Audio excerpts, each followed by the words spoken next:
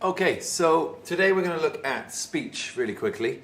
We have two different kinds. We have direct speech and we have indirect speech. Now, indirect speech is sometimes called reported speech. The differences are that direct speech is direct. It is exactly what the person is saying. And then indirect speech is when you tell somebody that somebody said something else. Before we start, we're going to look at this little picture that I've drawn. So here you've got this person and he's saying, "I'm so happy that I finished my homework." That's exactly what he's saying. And then this person here, this teacher, is saying to the children, "Please get your maths books out." So in both situations, the person is actually saying that.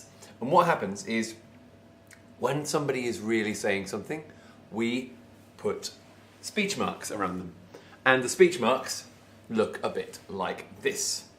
Now, I'm going to use American speech marks today because American speech marks are a bit easier to see when you're doing it as an example. However, in Britain, the most commonly used ones are just singles. So you can have doubles and singles. I'm going to use doubles just so you can see them. So here we go. That's exactly what he's saying. "I am so happy that I finished my homework." And then this person, he's saying, "Please get your maths books out." Now there's only one thing missing, and that's who is saying it. What's this person's name? Let's just pretend it's me. "Please get your maths books out," said Mr.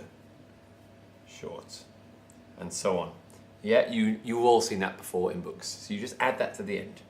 Now with this punctuation, there's a full stop at the end of this, because it doesn't work now because the sentence finishes here. So that just needs to turn into a comma, okay?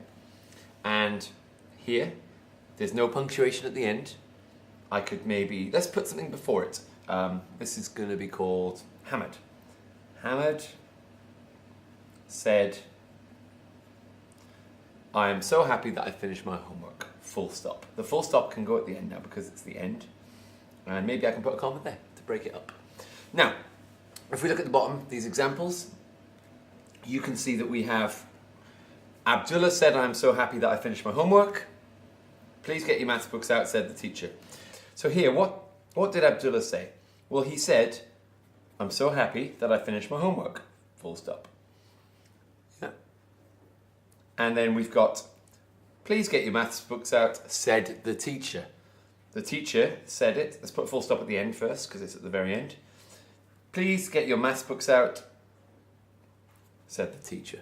So the key thing here is that the speech marks go around the bit that you are saying, and then the full stop always goes at the very, very end. If you say Abdullah said or somebody said before, we can put a comma there, and if we say it after, we have to put a comma at the end of the speech. Now, let's keep going and have a look at some examples. So, "Are you going to the mall?"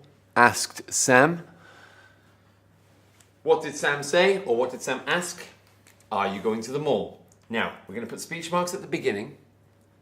We are going to put speech marks at the end, but before we do, I need to leave space for a question mark because he's asking a question. "Are you going to the mall?" asked Sam. Full stop. Now, you notice I've put a question mark here. I don't need a comma. I can't put two pieces of punctuation next to each other. This one, Joe replied with a shrug of his shoulders. Does this need speech marks? Is anybody saying anything? Did Joe say anything? No, he didn't. He just replied with a shrug of his shoulders. So this is a bit of a trick here. You don't need any speech marks. "Come on, it'll be fun," Sam said. What did Sam say? "Come on, it'll be fun." I'm going to put a full stop at the end, but here, where the speech finishes, I can either put a comma, I can either put a question mark. I can't really because it's not a question, but I can put something else. I could put an exclamation mark because he's kind of saying it like, "Come on, it'll be fun." So he's exclaiming. So I could use an exclamation mark there. Now, do you notice that with my question mark and with my exclamation mark, they go inside the speech marks? You have speech mark, what they say, punctuation, and then the speech mark. So everything that the person says goes inside. Okay, smiled Joe, when shall we go? Now this is a hard one. Smiled Joe is the instruction. It's what Joe is doing. What he says is okay, and when shall we go? The instruction is in the middle. It's not at the beginning and it's not at the end. So this is how we do it.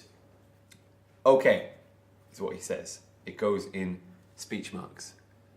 But he's not finished. So I'm just going to put a little comma there. Okay, smiled Joe. Has the sentence finished? Yes. Now this is where it gets tricky. Okay, smiled Joe. Full stop. When shall we go? You open up the question, you open up the speech marks again. You put your question mark at the end. Okay, now there's no easy way to kind of teach this. Just look at it. Okay is what he said. There's a comma because we want to take a breath. Okay, smiled Joe.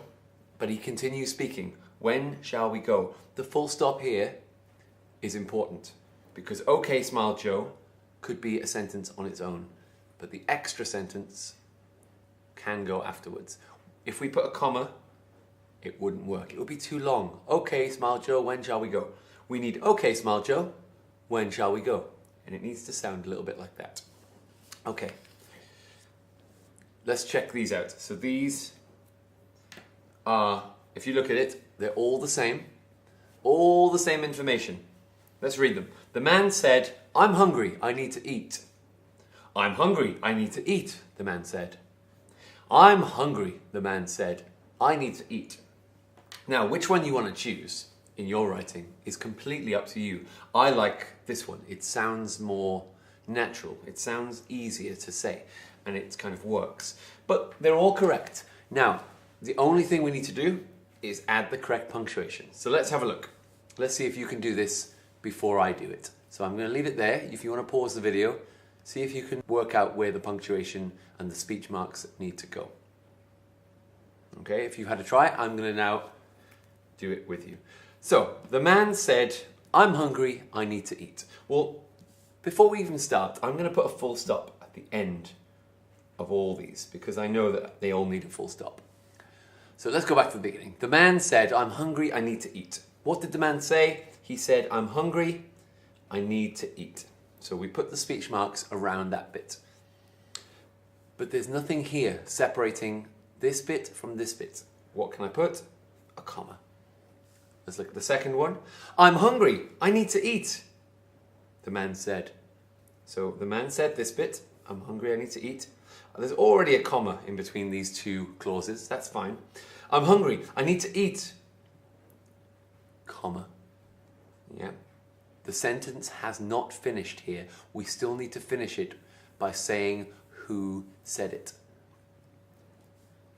I'm hungry, the man said, I need to eat.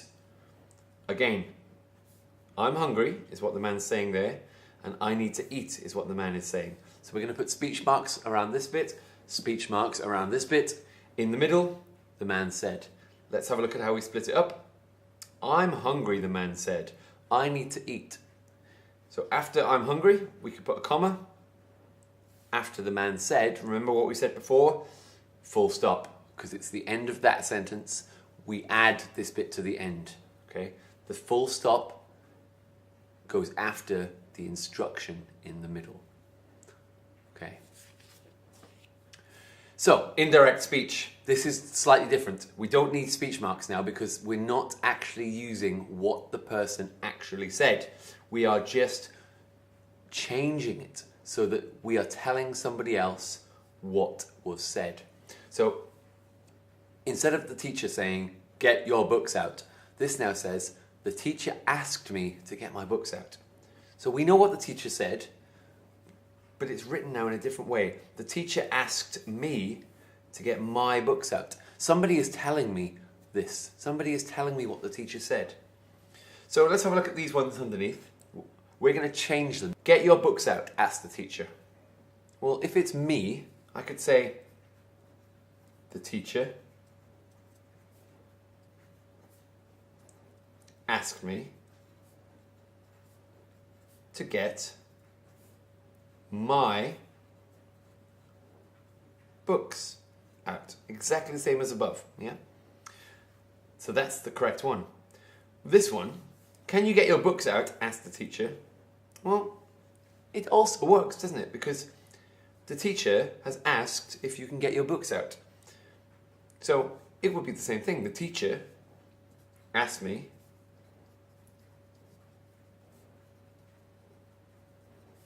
to get my books out. What about this one? Books out now, the teacher shouted. Well, here we've got two different things, haven't we? Asked and shouted are two different instructions. You still got the teacher, you still got something about getting the books out, but it's a different instruction. So this one is not the one that matches. Let's see if we can actually change it. Books out now, the teacher shouted.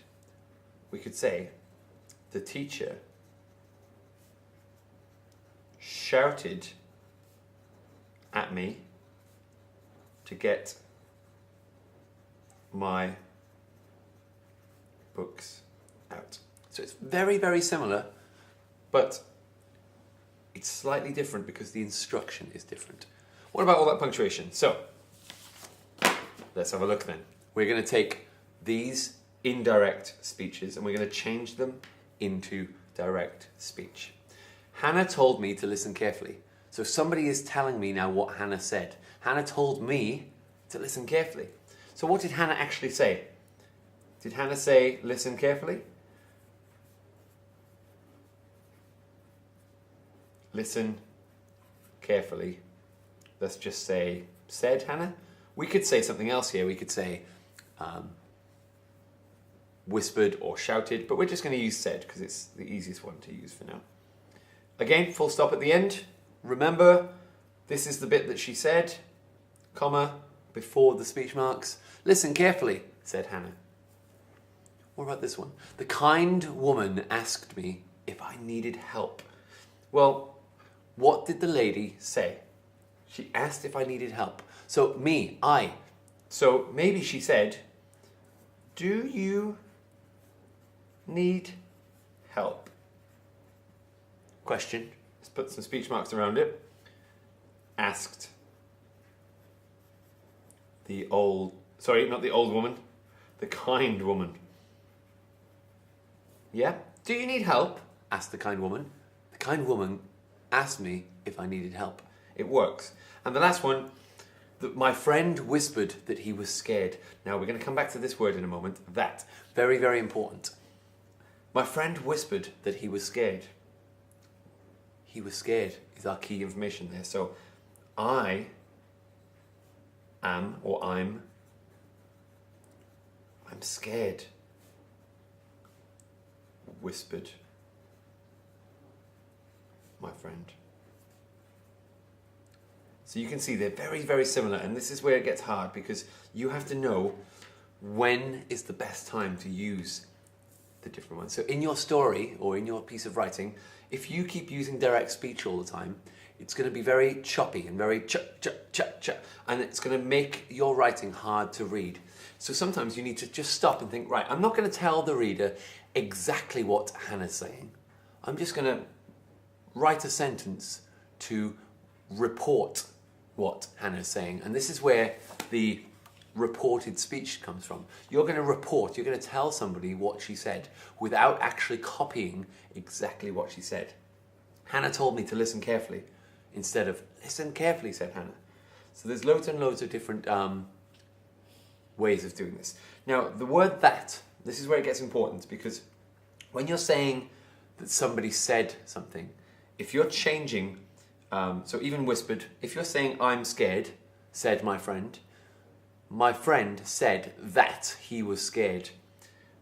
Do you need help? Said the lady. Now asked is different. We're going to use said. The kind lady asked if I needed help. So asked is if, said is that. Now if you're not sure what I'm on about here, I am going to come back to it in another video. Sadly, I've run out of time today, but hopefully this is just a little quick recap into some speech, direct speech and reported speech, and it's kind of warmed you up for what's going to come next I will be doing this again and I'll explain how we use that and if. The best thing you can do now is go and read a book, go and find a book, look for some direct and indirect speech and see if you can spot the differences between them in the text that you're reading. Okay? Thank you very much and see you next time.